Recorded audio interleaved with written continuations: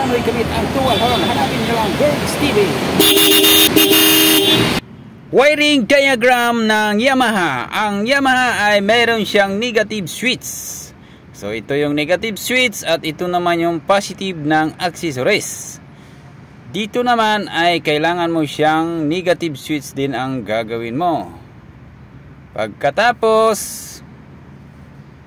ang una mong wiringan ay yung busina. Ang busina ay meron siyang dalawang terminal.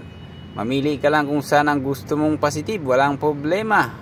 Tapos, ang positive ay lagyan mo lang siya ng red wire. Ang red wire ay ikombinasyon mo lang sa isang busina, tapos ikunik mo sa number 87. 30 ganun din, tapos fuse to battery. Yung negative naman ay lagyan mo siya ng black wire at ikombinasyon mo naman at irikta mo ito ay papunta sa battery ng negative ng battery. Yung number 85 naman ay ito ay ikunik mo sa